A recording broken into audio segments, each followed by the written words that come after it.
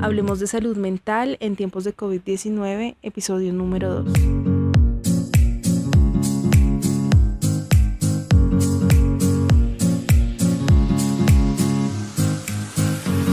Esta iniciativa hace parte del proyecto de Telepsicología Unadista, con el que nos hemos propuesto democratizar el acceso a la orientación psicológica a lo largo y ancho del país a través de las TICs, y que se fundamenta desde una perspectiva social comunitaria, lo que constituye nuestra impronta. Mi nombre es Mónica Gudelo, soy psicóloga, docente del programa de psicología de la UNAD, y hoy los estaré acompañando en este espacio. Bienvenidos.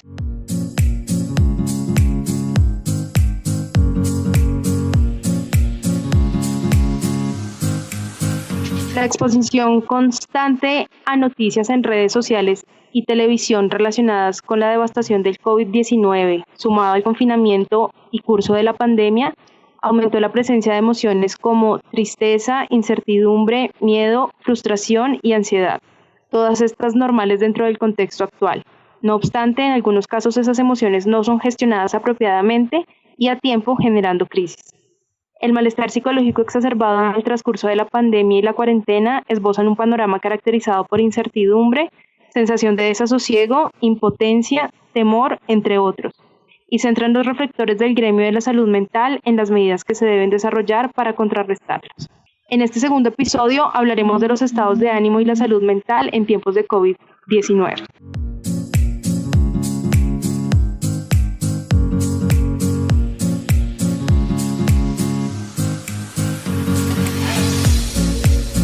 Nos acompaña hoy Eduardo Abeich, psicólogo, magíster en psicología clínica, quien cuenta con una amplia experiencia en la academia, en consulta privada y en consulta en IPS. Bienvenido, Eduardo, a este segundo episodio de este ciclo de podcast dedicados a hablar de promoción de salud mental en tiempos de COVID-19. Muchas gracias por la invitación, aquí con todo el gusto. Cuéntanos, Eduardo, ¿cómo puede la persona entender su estado de ánimo en medio de esta crisis? Bueno, en medio de esta crisis, emociones van a ver de diversas formas y todas ellas deben entenderse de una forma lo más normal posible. Es decir, esta es una situación que prácticamente nos desacomodó a todos de nuestra cotidianidad. Nosotros los seres humanos vamos creando como un marco de normalidad en el cual nos movemos. Y ese marco de normalidad nos da seguridad en cuanto al el futuro y el presente. Sin embargo, esta eventualidad pues a todos nos quitó la cotidianidad que teníamos ya establecida y es normal que en este momento el estado de ánimo cambie, ya que la sensación de seguridad se va perdiendo. Entonces las personas deben entender los cambios del estado de ánimo que están surgiendo en estos momentos como algo netamente normal. ¿Cómo logra una persona identificar y regular sus emociones, Eduardo? Bueno, las dos partes de la pregunta se responden de una misma manera. La persona, al identificar las emociones que surgen desde esta situación, ya de esta forma empieza a regularlas, ya empieza a tener como un nombre y ya hay mayor sensación de control. ¿Cómo identificarlas? La mejor forma, cuando no se tiene claro lo que se está sintiendo, es hacer una pausa al sentir los primeros vestigios de intranquilidad y empezar a ver las sensaciones corporales. Es necesario hacer una pausa de la cotidianidad y empezar a ver desde el cuerpo lo que se va sintiendo. De esta manera, si empezamos como una opresión en el pecho, podemos ir identificando emociones como ansiedad, como tristeza. Si sentimos una tensión en las manos, podemos ir identificando las sensaciones de rabia. Al momento de ir identificando estas emociones, ya empezamos un proceso de regulación, ya que empezamos a tener como un mayor control de ellas al poder darles un nombre. ¿Qué estrategias les recomendarías a las personas que nos están escuchando en estos momentos para ayudar a regular los estados de ánimo de los niños y las niñas? Bueno, de igual manera que los adultos, el niño necesita poder comunicar lo que está sintiendo. Para ello es importante que el adulto esté presto a escuchar lo que el niño siente sin intentar desmeritarlo o desacreditar el sentimiento que el niño está sintiendo o desaprobarlo. Es decir, el adulto tiene que estar dispuesto a escuchar la tristeza del niño, tiene que estar dispuesto a escuchar la rabia del niño, tiene que estar dispuesto a escuchar la frustración del niño. e invitarlo en todo momento a comunicarlo sin intentar quitárselo. Es decir, el niño debe ser capaz de comunicar la rabia y el adulto tiene que estar presto a normalizar el sentimiento de rabia que está sintiendo el niño. Ya después de que haga esto, el niño es más fácil que logre mitigar su rabia o su tristeza o la emoción que le venga en el momento. ¿Cómo ayudar a aquellos padres que se sienten impotentes o tristes con la situación de confinamiento de sus niños? Con la posibilidad de que no puedan salir al parque. Para el niño es muy importante la hora del juego, obviamente. A partir de que los colegios están adoptando una modalidad virtual, pues obviamente ya el espacio que brindaba el colegio en esas áreas, pues lo tiene que intentar brindar el padre sopesando con la jornada laboral que muchos padres ahora mismo están teniendo teletrabajo. Es una situación muy difícil, sin embargo, a partir de la adecuación de espacios para el niño, delimitados para el juego, horas delimitadas para el juego y la constante comunicación van a ayudar a que el niño pueda regular sus hábitos de forma que pueda encontrar como un equilibrio entre sus horas del juego y las horas de espacio que necesita el padre. Obviamente el padre tiene que estar en una mayor disposición que la que tenía antes, lo cual no deja de ser una tarea muy difícil en estos momentos. ¿Qué estrategias permiten fortalecer la convivencia en el hogar, Eduardo? Repito lo que dije anteriormente. En estos momentos la convivencia del hogar tiene que basarse en la comunicación y la comunicación de las emociones. Es decir, cuando una emoción es comunicada a través a otra persona, esta puede ya elaborarse, puede ya la persona crear como un marco cognitivo de esa emoción. Muchas veces los seres humanos tenemos la tendencia de que al sentir una emoción negativa, la primera tendencia es encerrarnos en nosotros mismos, a guardárnosla para nosotros mismos. Es importante tener el esfuerzo de comunicar lo que se está sintiendo con las personas en el hogar. También es importante que la persona logre comunicar lo que necesita en ese momento. Si la persona, por ejemplo, necesita un espacio a solas, que las personas a las que se les solicita, sí, porque un hijo se lo comunica a sus padres que necesita estar a solas en ese momento, pues es importante que el padre no se lo tome como algo personal o algo contra él mismo. Es algo normal en este momento que necesitemos espacio para nosotros mismos. Y por ende el padre o la persona que reciba este mensaje debe intentar no tomárselo personal. Y al mismo tiempo es de suma importancia poder comunicarlo a las otras personas. También es importante la comprensión. De pronto si la persona no es comunicativa con lo que está sintiendo, es importante poder llegar a intentar comprender a esa persona con lo que me está diciendo, con sus gestos, con sus conductas. De pronto la persona al querer comunicar, al no querer comunicar, es importante que las otras personas puedan estar al tanto del mensaje que nos está dando. Si la persona no quiere comunicar nada, pues no presionarlo en ese momento. Simplemente dejar una ventana abierta de cuando quieras comunicarlo, aquí voy a estar. Y frente a la ansiedad, Eduardo, ¿cómo afecta la ansiedad las relaciones al interior del hogar?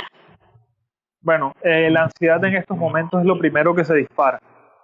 La ansiedad es aquella emoción que se nos presenta cuando somos conscientes de la posibilidad de una amenaza a cosas que nosotros consideramos importantes. En este caso es importante que la ansiedad pueda ser identificada a partir de los parámetros que ya dije anteriormente, es decir, identificar el estado ansioso, identificar por qué estoy ansioso, y ya después de identificar los porqués de la ansiedad, ir viendo qué acciones puedo emprender y qué no puedo emprender. A partir de identificar qué no puedo emprender y centrarme en lo que puedo empezar a hacer, ya es más fácil ir reduciendo las sensaciones de ansiedad. Y como dije anteriormente, la comunicación de la misma. Es decir, cuando ya la persona logra comunicar el estado de ansiedad, puede ya sobre ya puede tener una elaboración de este estado. Eduardo, y frente a la depresión, que es otro de los factores o problemas de salud que está quejando a la población, ¿qué le podemos decir al público? ¿Cómo puede una persona ayudar a un amigo o a un familiar con depresión, teniendo en cuenta los parámetros de lo que hay que hacer y no hay que hacer en esos escenarios? Listo. Vamos a empezar por la respuesta de qué no se debe hacer. En estos casos es importante que nunca se descalifique la emoción que está sintiendo la otra persona. En estos momentos la depresión, como la ansiedad, la rabia, la frustración, es otra de las emociones normales o los estados normales que se pueden presentar. Entonces, por ende, es importante no descalificarlo. Es importante que la persona sienta aceptación por los otros, pero al mismo tiempo es importante que las otras personas estén prestas a la escucha activa de esa persona. Es decir, si la persona en depresión no quiere hablar en ese momento, se le debe decir que la otra persona está en disposición para cuando quiera hablarlo. Si la persona se encuentra ya en un estado de depresión, lo que llamamos clínicamente una depresión mayor, en la cual ya se pierden los hábitos de higiene, los hábitos de toda cotidianidad se empiezan a reducir, lo que es, si la persona antes desayunaba, empieza a dejar de desayunar o a comer en exceso, es importante ya que se busque y que se considere la ayuda profesional, no de una forma impositiva. Es importante que la persona se le ofrezca la posibilidad de la ayuda profesional, de psiquiatría o psicología, según dependiendo del caso. Si la depresión ya es muy severa, pues se recomienda iniciar por psiquiatría. Si la depresión está iniciando, pues sí se puede empezar por psicología antes de que los síntomas se agraven. Es importante no dejar avanzar la depresión perdiendo la cotidianidad ni el sentido del quehacer a futuro. En estos momentos, pues el futuro es normal que se vea, por así decirlo, lejano o imposible de alcanzar, los planes a futuro me refiero. Entonces es importante que la persona a partir de ciertas acciones pueda tener todavía una noción de futuro concentrándose en lo que todavía se puede hacer. ¿Qué herramientas o actividades podemos emplear para favorecer nuestra salud mental en estos tiempos de confinamiento y pandemia? Bueno, como me referí anteriormente, es importante centrarnos no en lo que ya no se puede hacer por el tema de la pandemia, y más bien centrar la atención en aquellas acciones que todavía podemos llegar a hacer. Eso todavía nos da un sentido de dominio, de sentido de la vida, de ganancias afectivas que son importantes en este momento. Es importante sentir que avanzamos todavía a pesar de que nuestras posibilidades están más reducidas. También es importante, qué pena aclaro otra vez, no perder la cotidianidad. Es decir, mantener los horarios en la medida de lo posible que llevábamos antes de la pandemia, horas de despertarnos, horas de comer. También es importante mantener la comunicación con el grupo social, en lo posible pues a través de la comunicación por medios virtuales. Es recomendable no usar tanto los chats, no digo que no se usen, pero es más recomendable las videollamadas o las llamadas telefónicas, ya que estas nos permiten una comunicación todavía que mantiene el tono afectivo, el cual es importante comunicar constantemente en estos momentos. Por último, Eduardo, ¿cómo abordar la sobreinformación de estos tiempos de COVID-19 en redes sociales? Bueno, es importante limitar los periódicos que se vayan a leer y quedarnos únicamente y seguir únicamente como los más confiables para nosotros mismos. Entonces, es importante limitar el tiempo de leer noticias en redes sociales. Tenemos que estar informados, sí, pero no sobreinformarnos. Muchas veces creemos que a través de la información, la adquisición de información, tenemos como una sensación de control sobre la situación. Sin embargo, esto puede llegar incluso a ser perjudicial y perder la sensación de control al ver la sobreinformación, que aparte llega a ser contradictoria. Entonces, yo recomiendo limitar los sitios de información que se visitan. Siempre que llegue alguna información por WhatsApp o algo, irla a corroborar. Si es una información que consideramos alarmante, es importante estar corroborando a partir de medios confiables. En mi caso, yo prefiero escuchar, por ejemplo, la Deutsche Welle, que siempre ha sido para mí un medio confiable, sin que esto tenga un margen de error, obviamente. Pero es importante ser selectivos con los medios de comunicación que estamos leyendo actualmente. Muchas gracias, Eduardo, por acompañarnos y por las claridades que haces sobre este tema. También me acompañan hoy Carol, Juliet y Merceditas, psicólogas en formación, practicantes del proyecto de telepsicología, quienes nos orientarán con algunos datos y definiciones.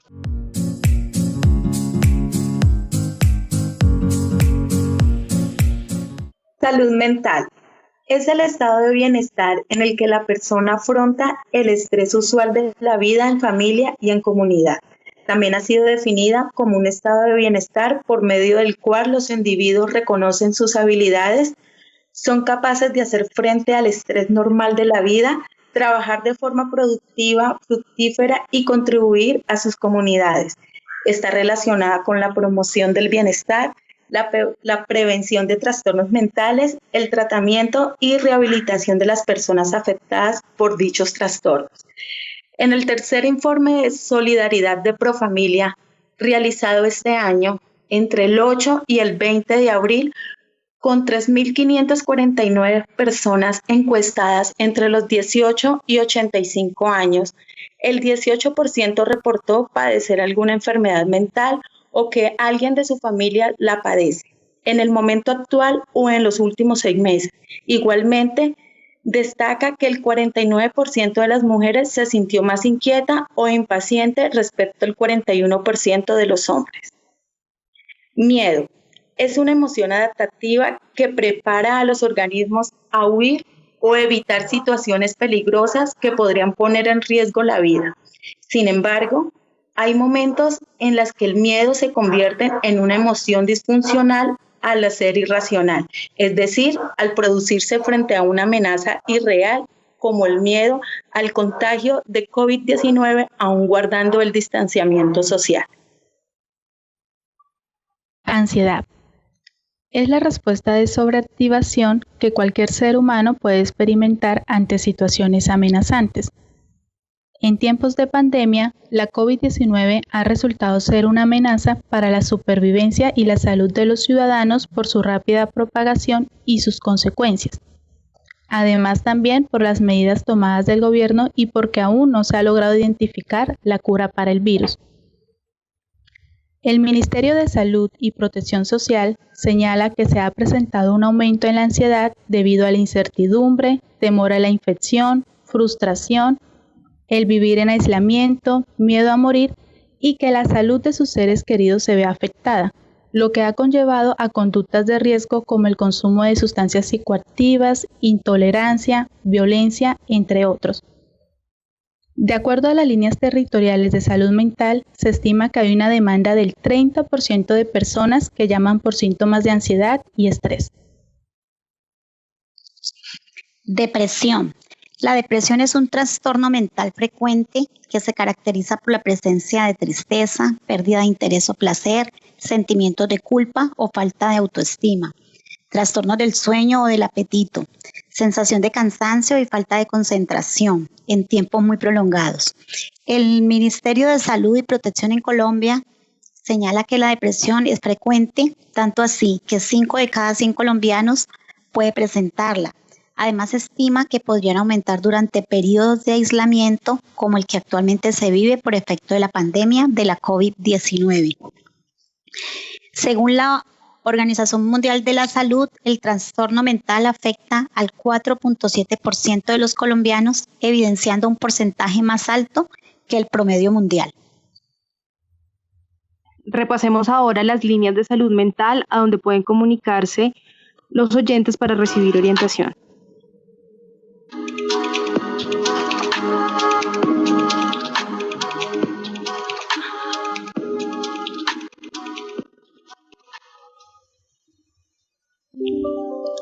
Se encuentra la línea 192, opción 4, que es la línea de atención del Ministerio de Salud, el cual brinda asesoría, orientación y consejería en salud mental. Los ciudadanos pueden llamar para solicitar ayuda ante situaciones de depresión y ansiedad. También está la línea 106 de Secretaría de Salud dirigida a orientación e intervención psicosocial. El equipo de respuesta psicológica frente al brote del COVID-19 en Colombia. Es un programa del Colegio Colombiano de Psicólogos, el cual puede acceder a través de la página www.colsit.org.co. Allí encontrará en la parte superior donde dice COVID-19 diferentes recursos para el cuidado de la salud mental para la comunidad general. Finalmente, la línea de atención en consumo de sustancias psicoactivas 018000 11 24 39 o chat de WhatsApp 301 27 611 97.